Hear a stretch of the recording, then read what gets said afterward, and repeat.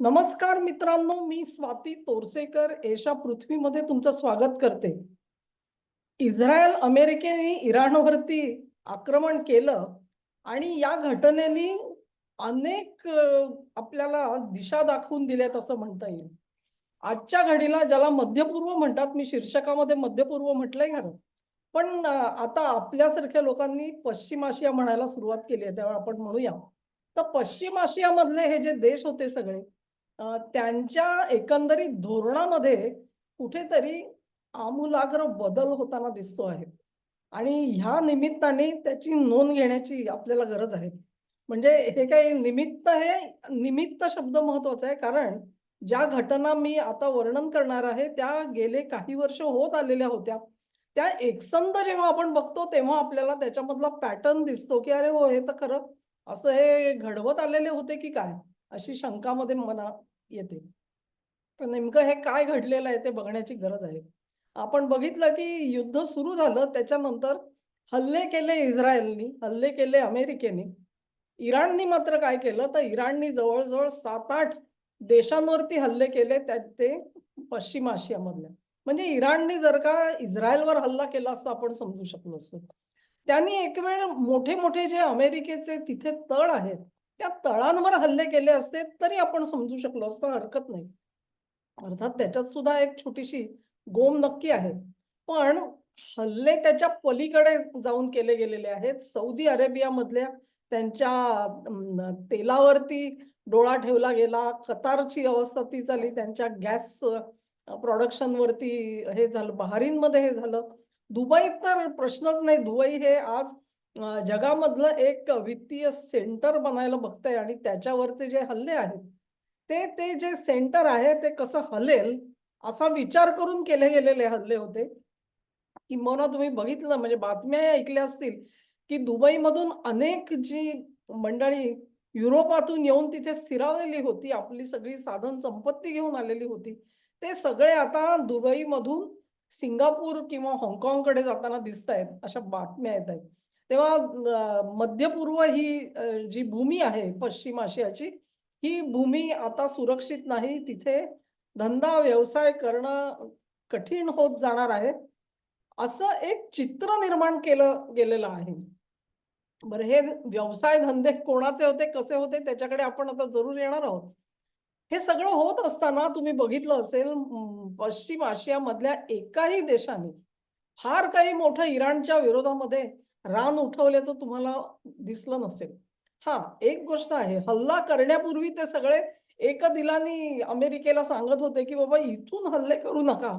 कारण मग हल्ले आमच्यावरती सुद्धा होतील आणि ती गोष्ट काही ठीक होणार नाही.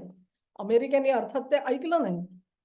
पण आता सुद्धा ज्या हल्ले संपल्यानंतर सुद्धा ह्या देशांचे काही इराणशी बिलकुलच संबंध तुटले गेलेले होते का? असं तर नाहीये. बॅक चॅनेलनी काही ना काहीतरी वाटाघाटी तर होतच असतात, बोलणी-चालणी होत असतात. त्यातलं काहीच झाल्याचं एकही बातमी आपण बघितली नाही. मग हे असं का होतंय? म्हणजे एक आहे युनोच्या जी सिक्युरिटी काउन्सिलमध्ये एक ठराव आणला गेला इराणच्या निषेधासाठी आणि त्याच्यावर ह्या सगळ्या पश्चिम आशियातल्या देशांनी त्यांची स्वीकृती होती तो ठराव मांडण्यासाठी.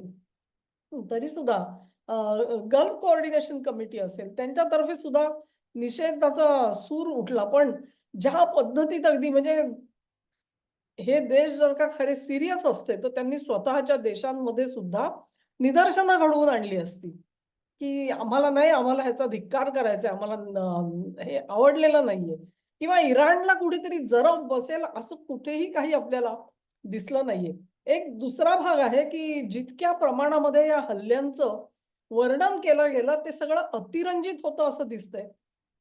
आणि तिथून परत येणारे जे प्रवासी आहेत ते सांगतायत, की असं काही जनजीवन सगळं काही मोठं विस्कळीत झालेलं आहे. पश्चिम आशियामध्ये असं नाहीये.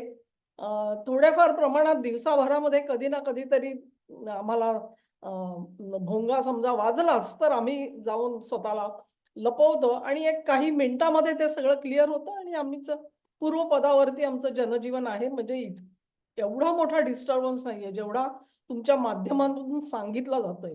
तर ही बाब जरी असली तरी की हल्ले तर झालेले आहेत. बिलियन्स ऑफ डॉलर्सचं नुकसान झालेलं आहे. या सगळ्या पार्श्वभूमीवरती प्रश्न हाच येतो, ते इराण जो आहे तो मोठा, काल मी एक व्हिडिओ केला होता, तो किती जणांनी बघितला माहिती नाही. पण इराणनी सांगितलेलं आहे, आमची नुकसान भरपाई आम्हाला मिळाली पाहिजे आता. कारण हे हल्ले आम्ही सुरू केले नव्हते. तुम्हाला प्रतिहल्ला म्हणून आम्ही त्याला उत्तर देण्याचा प्रयत्न केला. आता गंमत अशी आहे, की उत्तर द्यायचं तर ते इस्रायल आणि अमेरिकेला द्यायचं होतं. मध्य पूर्वेतल्या देशांना का घसटलं? आणि तुम्हाला नुकसान भरपाई पाहिजे असेल, तर मग या देशांना त्यांची नुकसान भरपाई कोण देणार? ती द्यायला इराण तयार आहे का? कारण हल्ले तर इराणने केलेले होते. हे सगळे प्रश्न निर्माण होतात आणि मग कुठेतरी असं वाटतं, की अरे ही मिलीभगत तर नाही या सगळ्या लोकांची. म्हणजे तू मारल्यासारखं कर, मी ओरडल्यासारखं करतो. बाकी सगळं तुझं माझं ठीक-ठाक चाललंय. अशी तर परिस्थिती नाहीये. कारण दोघांचंही कदाचित ध्येय एक असू शकतं. आणि ते ध्येय कदाचित असं असू शकतं, की पश्चिम आशियामधून गाशा गुंडाळा.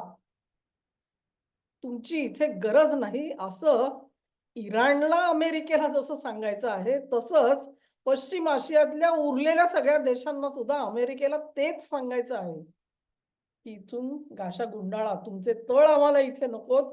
तुमची संरक्षण सामग्री आम्हाला नकोय. त्याचा आम्हाला काही उपयोग नाही झाला. बघा हे सगळे हल्ले झाले, त्याच्यामध्ये सौदी अरेबियानी एक जाहीर तक्रार केलेली आपण ऐकली, की आम्ही, म्हणजे त्यांनी वेगळ्या शब्दामध्ये सांगितलं, की या सगळ्या देशांनी खर्च केले. अमेरिकेचा तिथे बेस बांधायचा त्याचा खर्च या देशांनी दिला. तिथे जी सामग्री आणली गेली त्याचे पैसे त्यांनी भरले. त्याच्या मेंटेनन्सचे पैसे म्हणून ते अमेरिकेला देतात. अमेरिकेची माणसं तिथे येतात आणि ते सगळं ऑर्गनाइज करतात. हे सगळं वर्षानुवर्ष चाललेलं आहे. कदाचित तुम्ही दशकं म्हणा. आणि या सगळ्यामध्ये मिळालं काय आम्हाला? ह्या देशांची तक्रार अशी आहे, की जेव्हा हल्ले खरेच सुरू झाले, त्यावेळी अमेरिकेने आम्हाला वाऱ्यावर सोडलं. अमेरिकेचं सगळं लक्ष हे इस्रायलला वाचवण्याकडे लागलेलं होतं. आम्ही सगळे उघड्यावर पडलेले होतो. ही सौदी अरेबियाची तक्रार ही महत्त्वाची तक्रार आहे. कारण त्यांच्या अपेक्षेनुसार अमेरिकेने त्यांना संरक्षण देऊ केलं नाही, असं त्यांचं आता ठाम मत होताना दिसतंय. आता त्याच्यात एक छोटासा फरक आहे आणि तो फरक असा आहे, की अमेरिकेनी संरक्षणाची हमी दिली होती का? हा म्हणजे कागदावर काय लिहिलंय कल्पना नाही. पण अ, या देशांमध्ये ज्या सगळ्या राजघराणी सगळी विराजमान आहेत, तर त्यांना दिलेली ती सिक्युरिटी होती, की बाबा तुझं राज्य मी जाऊ देणार नाही. म्हणजे हे राजघराणं काय, डायनेस्टी आहे तुझी राजघराणं, त्याची सत्ता आम्ही जाऊ देणार नाही. म्हणजे तुझ्या देशात बंडाळी झाली, तर त्याच्यामध्ये आम्ही तुझ्या सोबत उभे राहू. परचक्र आलं तर काय होईल? त्याच्यामध्ये अमेरिका काय करेल? हेही आश्वासन दिलेलं होतं का? हा खरा प्रश्न आहे. कारण ह्या सगळ्या पश्चिम आशियाई देशांना कदाचित वाटलं असेल, आपल्यावर कुठलं आलंय परचक्र कसलं आलंय? आपण कधी कोणाच्या अध्यात्मामध्ये आपण तेल विकतोय, पैसा कमवतो आहोत. तर प्रश्न कुठे येतो? आपल्यावरती कोण हल्ले करणार आहे? हल्ले केलेच तर इस्रायल करेल, तर इस्रायलला हल्ले करू नयेत म्हणून अमेरिकेशी संबंध चांगले ठेवले, की अमेरिका इस्रायलला दाबेल आणि आपलं सगळं सुरळीत चालेल. तेव्हा असं परचक्र येईल आणि ते सुद्धा आपल्यातलाच एखादा देश आपल्यावर आक्रमण करेल ह्याची त्यांनी कदाचित कल्पना केली नसेल. त्यामुळे त्यांच्यासाठी संरक्षण म्हणजे राजघराण्याला दिलेलं संरक्षण, त्याची सत्ता अबाधित ठेवण्यासाठी दिलेलं संरक्षण, अशी कदाचित त्यांचीही त्यावेळची कल्पना असेल, अमेरिकेची सुद्धा असेल. त्यामुळे जेव्हा इराणचे हल्ले सुरू झाले, तेव्हा त्यांना ते छत्र काही मिळालं नाही. आता हे देश असं म्हणतायत, ठीक आहे, तुम्ही तर आम्हाला काही संरक्षण दिलं नाही, मग आम्ही कशासाठी हे सगळे तुमचे तळ बांधून द्यायचे आणि आता ते सगळे नादुरुस्त झाले म्हणजे त्याच्या परत पुनर्बांधणीचा खर्च आमच्यावर आणि तो सुद्धा अमेरिकन लेव्हलनी करायचा. म्हणजे त्यांचे कॉन्ट्रॅक्टर येतील, त्यांचे जे दर असतील त्या दराने त्यांना द्यायचं.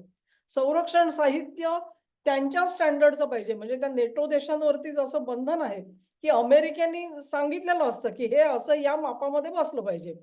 म्हणजे उदाहरण तुमचा फ्रिज जो आहे, तो फ्रिज जो आहे तो इतक्या लिटरचा असलाच पाहिजे, असं त्यांनी सांगितलं, की त्या पद्धतीने सगळी इक्विपमेंट लागलेली असतात आणि मग त्याचा खर्च काय, त्याची किंमत काय ती सगळी अमेरिका ठरवते. अशा तऱ्हेने अमेरिकेच्या वेगवेगळ्या कंपन्यांची एक सोय लागून गेलेली होती. त्याचा खर्च फक्त हे लोक देत होते आता ते खर्च द्यायला तयार नाही. ते म्हणतात, की ही लुडबुड आहे. आमच्या देशामध्ये ही माणसं जोपर्यंत असतील, तोपर्यंत आम्हाला आमचे निर्णय स्वयंपूर्ण रीतीने घेता येत नाहीत. ही परिस्थिती आहे. तेव्हा आम्हाला जर का स्वयंभू व्हायचं असेल, आत्मनिर्भर व्हायचं असेल, तर अमेरिकन तळ इकडे नकोच आहेत.